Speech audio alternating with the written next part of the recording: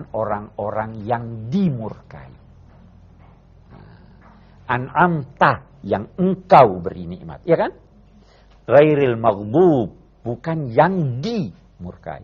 Siapa yang murkai mereka? Tidak disebut. Siapa yang memberi nikmat? Disebut yang engkau beri nikmat. Kenapa waktu nikmat Allah menyatakan, mengajarkan kita berkata yang engkau beri nikmat, sedangkan waktu murka kita tidak berkata yang engkau murkai.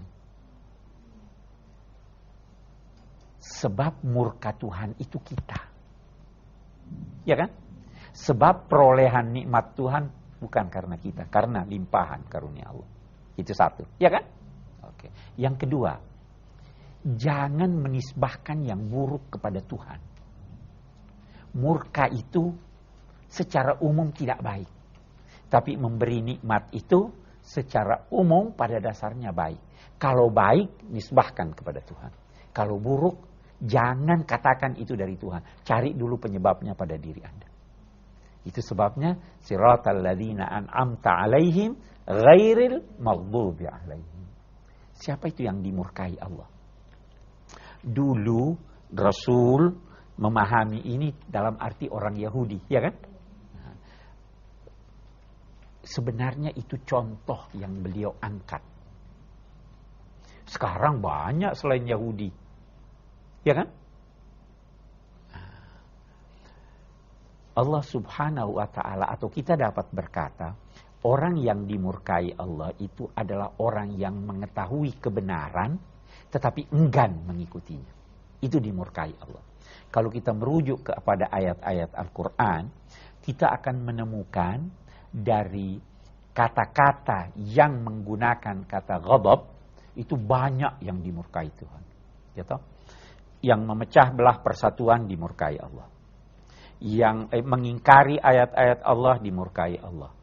Yang menyebarluaskan fitnah dimurkai Allah.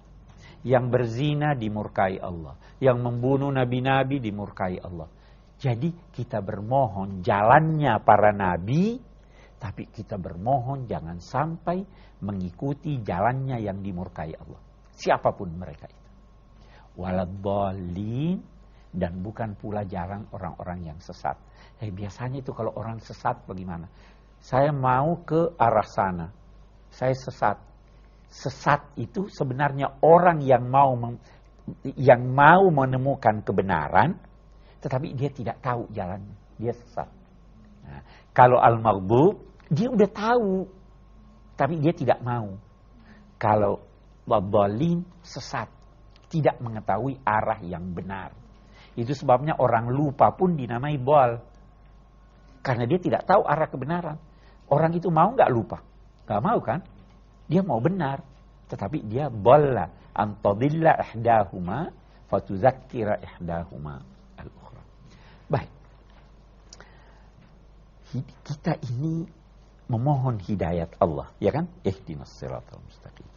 Kalau Anda berkata saya sudah dapat hidayat, masih mau mohon atau tidak? Kita jawab. Nabi itu masih baca ayat ini atau tidak? Masih. Orang yang paling tinggi ketakwaannya pun masih minta hidayat Tuhan. Ya toh? Itu sebabnya ada ayat menyatakan wa yazidullahu allazina ihtadaw hudan. Allah menambah hidayatnya untuk orang-orang yang sudah dapat hidayat. Hidayat Allah itu tidak ada batasnya. Betapapun banyaknya yang Anda sudah terima, masih banyak yang di sisi Allah. Nah, kalau kita kembali tadi, hidayat ada naluri, ada panca indera, ada akal, ada agama. Maka ketika kita bermohon hidayat, ihdinas siratal mustaqim, tidak tertutup kemungkinan untuk memahaminya. Pertajam naluri saya. Beri saya kekuatan untuk panca indera saya. Ya kan? Ya Allah, cerahkan akal saya. Ya Allah, antar saya memahami tuntunanmu sekaligus mengamalkan tuntunanmu. Itu arti ihdinas siratal mustaqim. Suratul Fatihah diakhiri dengan amin. Amin bukan bagian dari suratul Fatihah, tetapi dianjurkan membacanya. Maknanya yang pertama, ada yang mengatakan itu nama Tuhan. Ada yang berkata kabulkanlah ya Allah. Ada juga yang mengartikan amin, ya Allah jangan kecewakan kami. Itu artinya amin. Ya Allah jangan kecewakan kami. Kami sudah janji, engkau sudah menjanjikan, maka jangan kecewakan kami dengan permohonan ini.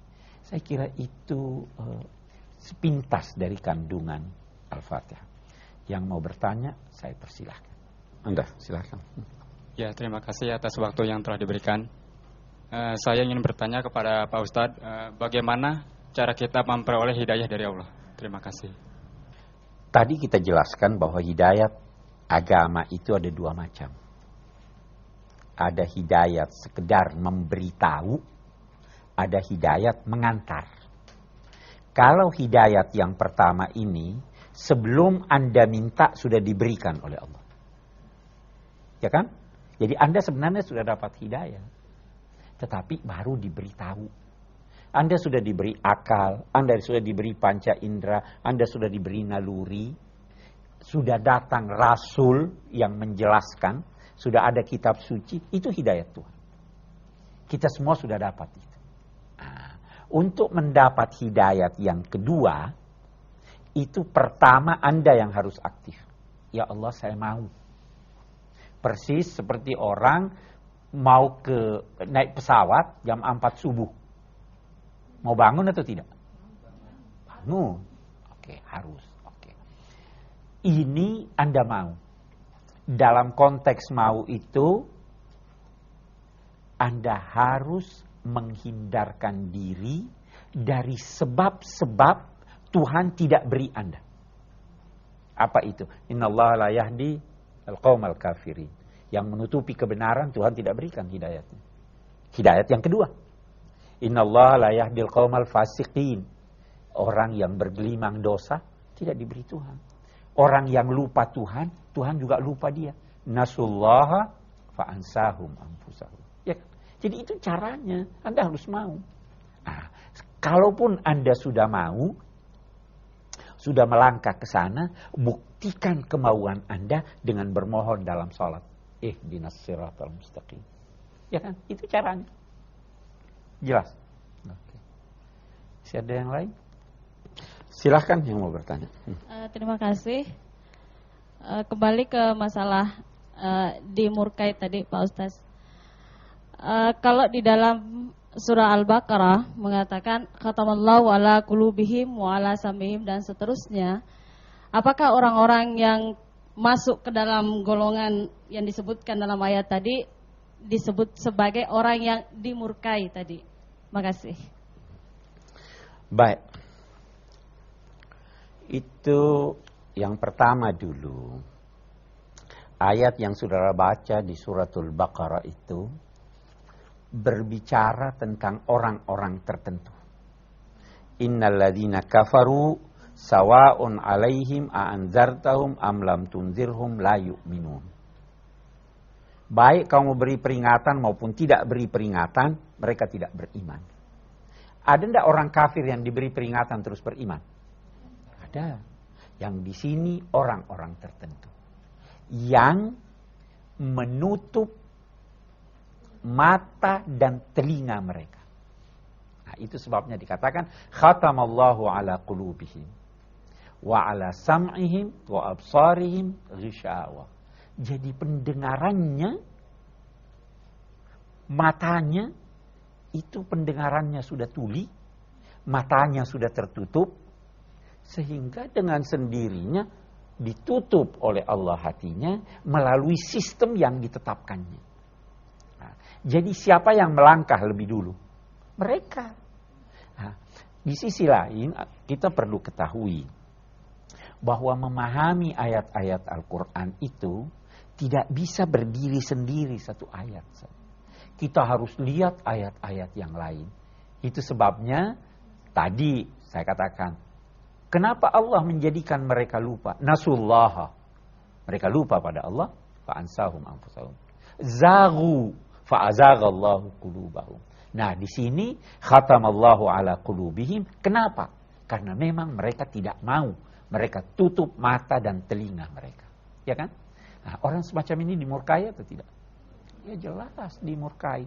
Dan sebelum Allah murka kepadanya pada hari kiamat, dia akan murka terhadap dirinya. Ada enggak orang pernah marah terhadap dirinya, kesel pada dirinya? Ah, itu al-maghdub. Bisa-bisa dia sendiri murka atas dirinya. Kok saya begitu dulu? Jelas itu ya? Oke. Baik, yang ketiga siapa lagi? Udah. Ya. Tadi sudah dijelaskan bahwa hidayah Allah itu adalah hidayah agama dan hidayah akal. Dalam banyak hal, umat Islam pemahamannya terhadap agama mengagung-agungkan akal, lebih dominan akal daripada wahyu, yang disebut dengan kelompok supra-rasional. Apakah pemahaman agama berdasarkan pada pemahaman rasional tersebut dibenarkan oleh agama kita? Terima kasih. Baik. Akal. Akal itu ada wilayah kerjanya. Seperti mata, jangan tuntut dari mata untuk mendengar. Jangan tuntut dari telinga untuk melihat. Akal juga ada wilayahnya. Wilayahnya itu alam fisika. Akal bisa letih. Akal bisa keliru. Aristoteles yang menciptakan ilmu logika, dia katakan itu bisa memelihara orang dari kesalahan. Kalau dia memperhatikannya, justru dia juga salah. Nah, akal itu diibaratkan dengan kemampuan berenang.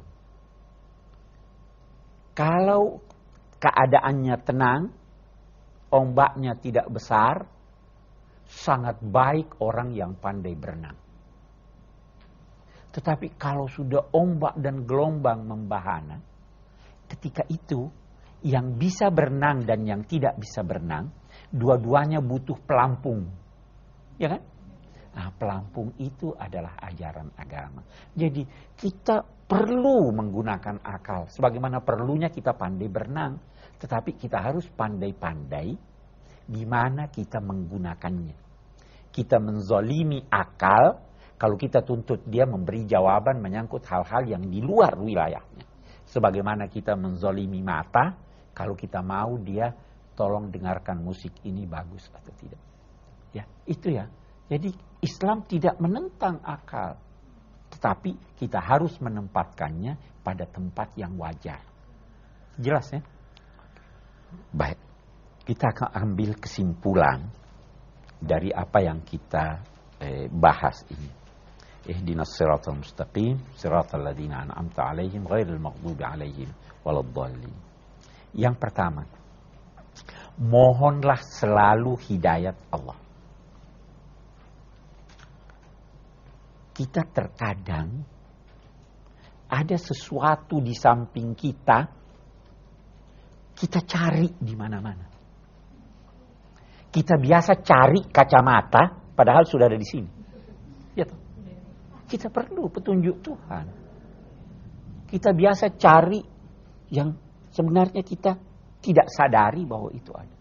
Nah, kita minta, ya Allah, beri saya hidayah, beri kemampuan saya untuk lebih tambah lagi naluri saya, panca indera saya, akal saya, dan pengamalan agama saya. Itu yang pertama.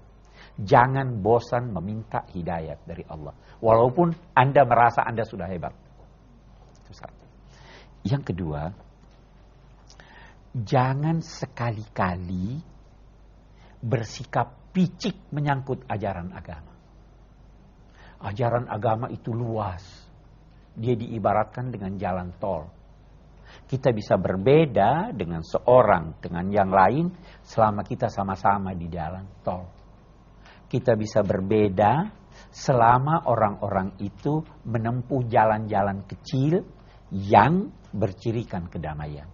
Kalau begitu, jangan sekali-kali melakukan suatu aktivitas yang tidak bercirikan kedamaian. Itu yang kedua. Yang ketiga, berusahalah sekuat tenaga Anda untuk menemukan kebenaran. Dan kalau Anda telah menemukannya, jangan sekali-kali menolaknya. Karena ketika itu seorang yang bersikap demikian dimurkai